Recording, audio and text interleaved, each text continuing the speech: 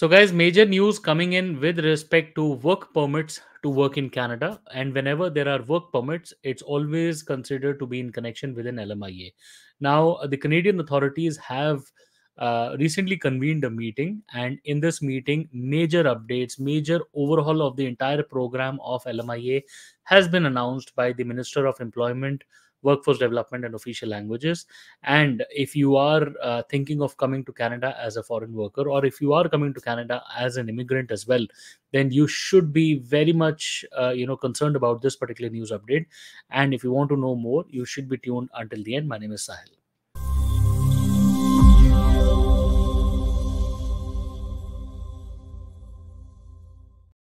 So, guys, welcome back once again. My name is Sahil, and I'm a regulated Canadian immigration consultant, and I practice here in Ontario. My office is here. If you have to get in touch with me, my number is on the screen, and the details are there in the description box. More than happy to connect with you. Before we proceed any further, please make sure that you hit the subscribe button and the bell icon, because we talk a lot about Canadian immigration. And if you are an aspirant of moving to Canada, then this is a channel that you must be subscribed to all the time. So, guys, we're discussing the major update that has been floating around very recently with regards to LMIAs. And the Minister of Employment, Workforce Development, and Official Languages recently convened a meeting on August 6, 2024, along with the stakeholders, the industries, and he gave out some clear messaging around the overhaul of the temporary foreign worker program related LMIA system, because ESDC is the department that takes care of the LMIAs. And once an LMIA is approved, it is sent over to IRCC or submitted to IRCC by the applicant in order to apply for a work permit. So, as you can see, that for a work permit, for an employer specific work permit in Canada, LMIA seems to be a precursor requirement. Now, whenever we talk about LMIs, I'm just giving you a background before we go to the actual news, because to understand the news better, you need to understand what exactly or how exactly is an LMIA processed.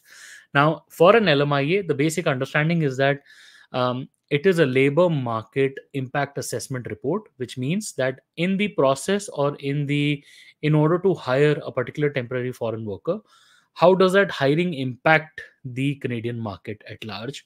That means, how does it impact the Canadian permanent residents and citizens at large? Is it positive? Is it negative? Now, to do that, an employer must basically advertise in the job market for over 28 days, which is 4 weeks. It should be done on multiple platforms, and then prepares a report of the shortlisting, the interviews, and everything, and submits that to ESDC, which is Service Canada. Now, ESDC will ensure that all the steps were followed, due diligence has been done. And the important step here is basically the hourly wage that is offered to the foreign worker or the prospective foreign worker. Now, every province has a specific set of amount, basically the salary that should be given. As you can see on the screen, um, the median wage of our all the jobs put together in a particular province. For example, in Alberta, the median wage is sitting at 29.50, and if you talk about Ontario here, the median wage is sitting at 28.39. Now, what IRCC says is that by and large, what people use are three categories. One would be a high wage LMIA, a low wage LMIA, and a dual intent LMIA. Okay. Now, there are other categories as well, but for our discussion today, it is important that you understand these three. Now, for a high wage LMIA, anybody who's offering a salary above, say for example in Ontario, anybody offering a salary above 28.39 will be going in for a high wage LMIA. Anybody offering less than 28.39 will be going for a low wage LMIA. Okay. And then a dual intent LMIA basically means a person who is applying for a permanent residency and extension of his or her work permit, or maybe just applying for support in permanent residency. That means 50 points. Now, these three are in basic consideration, while there are other LMIAs as well. As you can see, below the provincial median wage is called a low wage. Above the provincial median wage is called a high wage. Now, along with a low wage LMIA comes certain restrictions. For example, the employer must give a two-way airfare. The employer must also assist the employee or the prospective foreign worker in housing accommodation. There is a certain cap limit also. That means for the workforce that an employer has, only certain percentage of that could be hired as low wage workers. Okay, now this is all historical.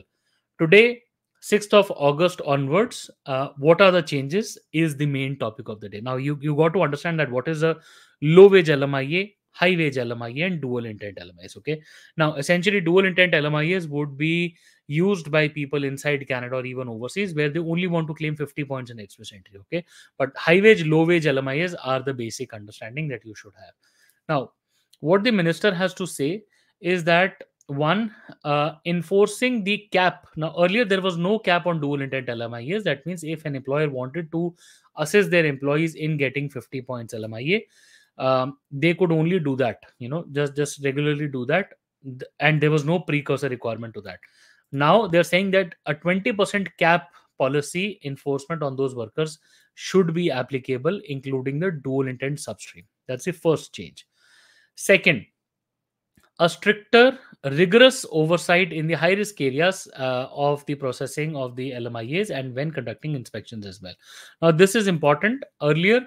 And also, the third point is that there would be additional requirements of number of years in business that the employer has been into, and the kind of the previous inspections that the employer would have gone under, and also the number of people working at the employee would be looking at the overall inspection of an employer, or maybe before such conditions before approving an LMIA.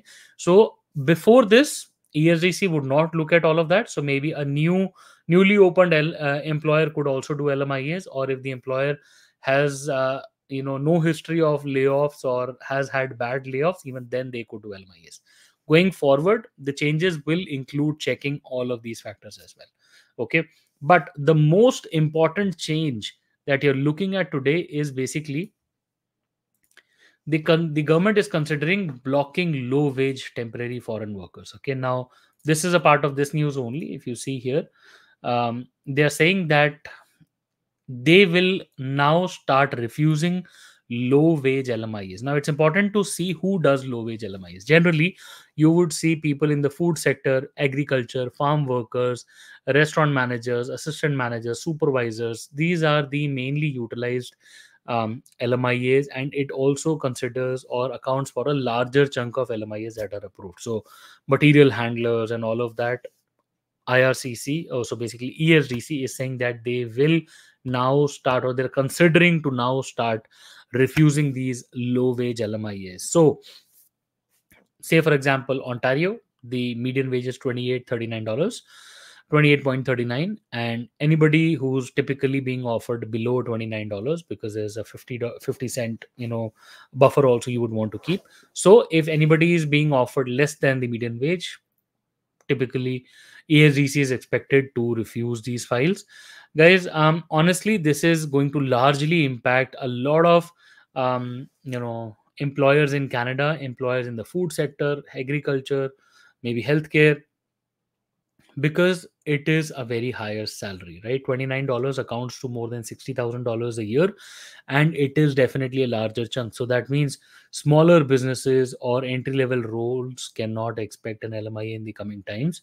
Also, they are going for a stricter regime of checking the employers, basically inspecting the employers, unannounced visits. You remember a couple of weeks ago, I made videos specifying that there was a Senate committee report as well, where they said that the whole temporary foreign worker system has to be overhauled, and in fact, the LMIAs, or the employer specific system of work permits, should also be stopped. As we are seeing that while IRCC, ESDC, and the other departments work in the background, this is one of the few first changes, or the first glimpse of the changes that are about to follow. The roller coaster is not stopping. It is not going to stop here. There are more changes also expected while the department is doing their job. And why is it happening? Now, that's also a very important question. That why exactly is suddenly ESDC waking out of the blue, and why are they introducing all of these changes?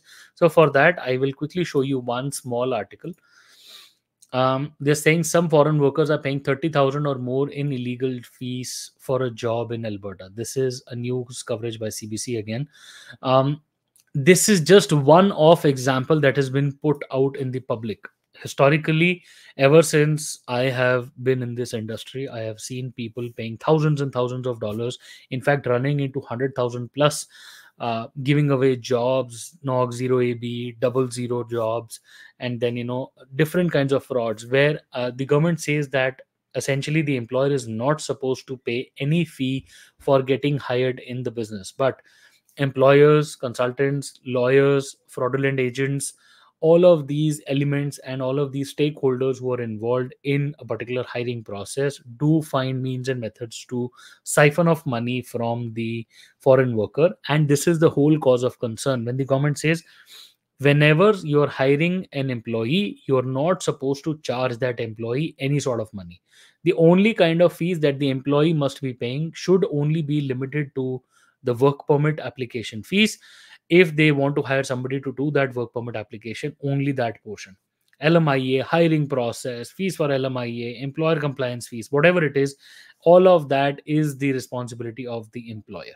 Employee only IRCC related work permit fees, that's about it. But everybody has been sort of exploiting the system, and recently it got flagged off. It has been flagged off multiple times, but now we are seeing the repercussions. Will this stop here? Absolutely no. More changes are expected to come because there has been a committee report overall that has been presented, submitted, and the stakeholders are calling to about this program altogether or overhaul it even further. And these are the first repercussions that we are seeing, guys. um, Overall, I hope I was able to give you some inputs into what's happening into the world of Canadian immigration. If you have anything to discuss with us, please feel free to schedule an appointment and we would be more than happy to speak with you. Once again, uh, if you haven't subscribed to the channel yet, we would highly recommend you do that. And I wish you all the best. And I really hope to see you soon in Canada. All the best.